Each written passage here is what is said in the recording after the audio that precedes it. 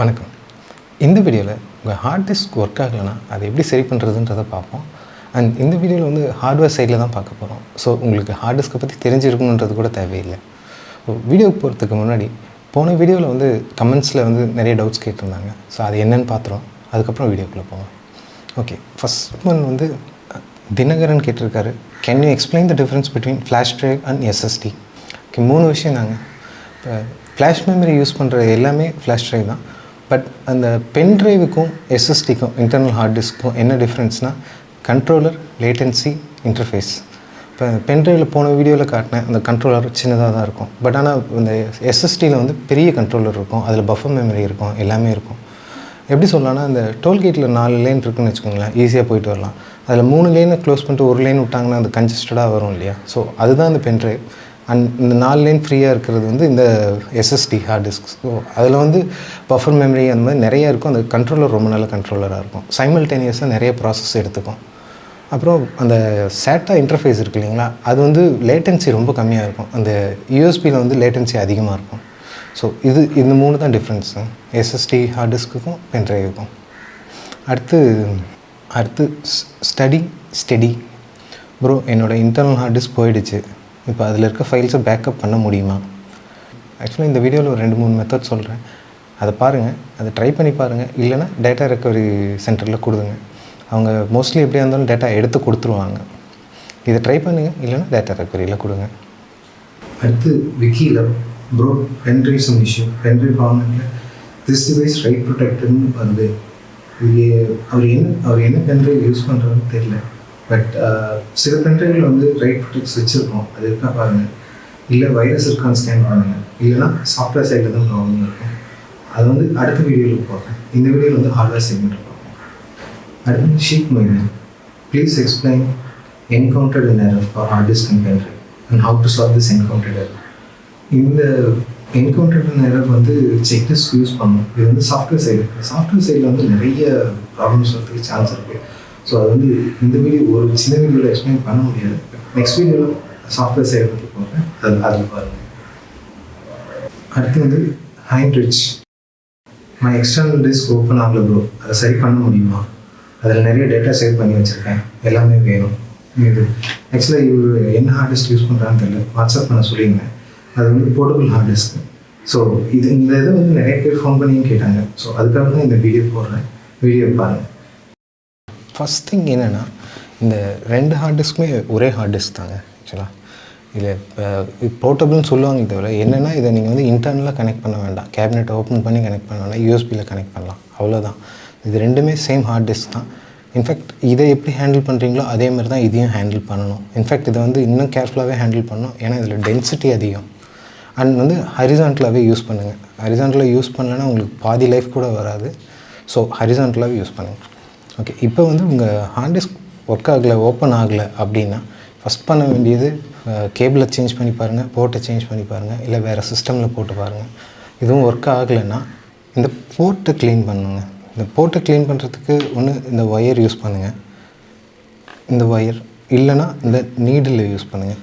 And இந்த needle use பண்ணும்போது கொஞ்சம் கேர்ஃபுல்லாக யூஸ் பண்ணுங்கள். உங்களுக்கு எதானாலும் பரவாயில்ல, ஹார்ட் டிஸ்க் எதுவும் ஆகிடக்கூடாது.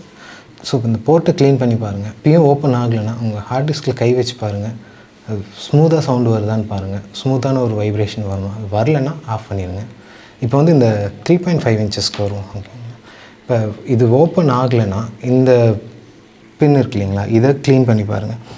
இந்த ரப்பர் இருக்கு இல்லைங்களா, இந்த ரப்பரை யூஸ் பண்ணி க்ளீன் பண்ணி பாருங்கள். இந்த பின்ஸை க்ளீன் பண்ணி போட்டு பாருங்கள். அப்பயும் ஒர்க் ஆகலைன்னா கழட்டிட்டு நெக்ஸ்ட் ஸ்டெப் க்ளீனிங் போவோம். இந்த ஹார்ட் டிஸ்கில் இந்த போர்டை கழட்டிட்டு, இந்த பின்னாடி இருக்க இந்த போர்டை, இந்த ஸ்க்ரூஸை கழட்டிட்டு, இந்த போர்டில் வந்து 2 கான்டாக்ட் பாயிண்ட் இருக்குங்க. இந்த மோட்டருக்கு இந்த இது கான்டாக்ட் பாயிண்ட்டு, அண்ட் இந்த ஆக்சுவேட்டர் ஆமுக்கு இந்த கான்டாக்ட் பாயிண்ட்டு. ஆக்சுவலாக இதை வந்து எவ்ரி 6 months ஒன்ஸ் பண்ணணுங்க. ஆக்சுவலாக நீங்கள் இந்த ட்ரைவை கிளிக் பண்ணிங்கன்னு வச்சுக்கோங்களேன், அது ரொம்ப ஸ்லோவாக லோட் ஆகும் தெரியுங்களா. அந்த தம்ப்நெயில்ஸ் எல்லாமே ரொம்ப ஸ்லோவாக லோட் ஆகும். அந்த மேலே இந்த க்ரீன் பார் வந்து ரொம்ப ஸ்லோவாக வரும். அது வந்து இதனால தான் சிஸ்டமே ஆக்சுவலாக ரொம்ப ஸ்லோவாகும், உங்கள் பூட் டைமே ஸ்லோவாகும். ஸோ இதை வந்து எவ்ரி 6 months ஒன்ஸ் க்ளீன் பண்ணுங்கள். ஸோ இந்த 2 பாயிண்ட்டையும் நல்லா க்ளீன் பண்ணிடுங்க. அடுத்து இந்த இதை எடுத்துக்கோங்க. இதில் வந்து இந்த பாயிண்ட் சும்மா லைட்டாக பண்ணுங்கள். இது ஏன்னா ரொம்ப டெலிகேட்டானது. சும்மா லைட்டாக பண்ணிட்டு இதையும் லைட்டாக இது பண்ணிடுங்க. க்ளீன் பண்ணிட்டு மறுபடியும் போட்டு பாருங்கள். அண்ட் இதில் வந்து வாரண்ட்டி போகாதுங்க. வாரண்ட்டி போயிடுமோன்னு பயப்பட வேண்டாம். வாரண்ட்டி போகாது. இந்த ஸ்க்ரூஸ் ஓப்பன் பண்ணால் வாரண்ட்டி போகாது. இது வந்து ஆக்சுவலாக 6 months ஒன்ஸ் பண்ணிங்கன்னா ஸ்பீட் நல்ல டிஃப்ரென்ஸ் தெரியும் ஆக்சுவலாக உங்களுக்கு.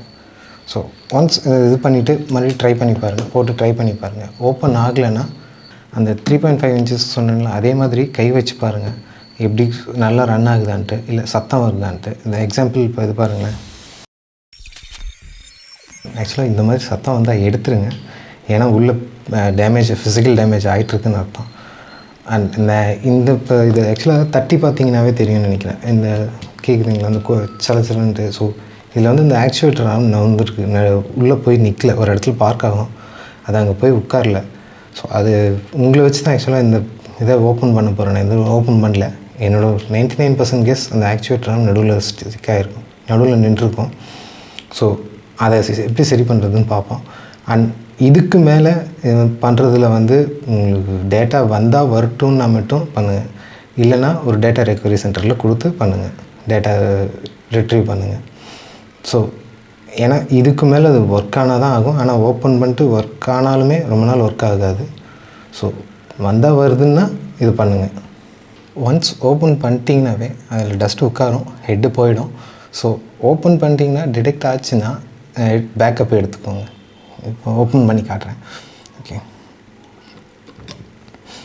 ஸோ அந்த மாதிரி இந்த ஆக்சுவேட்டர் ஆர்ம் வந்து இங்கே நவுந்துருக்கணும், இங்கே உட்காந்துருக்கணும்.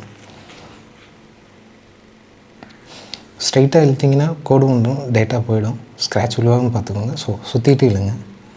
அந்த ஆர்ம் அங்கே உட்காந்ததுக்கப்புறம் அந்த ஸ்பிண்டில் வந்து ஈஸியாக சுற்றுது, அந்த பிளேட்டர் ஈஸியாக சுற்றுதான்னு பார்த்துக்கோங்க. ஏன்னா நல்லா ஃப்ரீ ஃப்ளோவாக இருக்கணும், இல்லைன்னா மோட்டர் போயிடுச்சுன்னு அர்த்தம். ஸோ அதையும் பார்த்துக்கோங்க. ஸோ இதில் ஃபிசிக்கல் டேமேஜ் எதுவும் இல்லை, இந்த ஆர்ம் மட்டும்தான் நவுந்துருக்கு. ஸோ இதை கனெக்ட் பண்ணால் ஒர்க் ஆகும். ஸோ ஒர்க் ஆனாலும் உடனே பேக்கப் எடுத்து வச்சுக்கோங்க.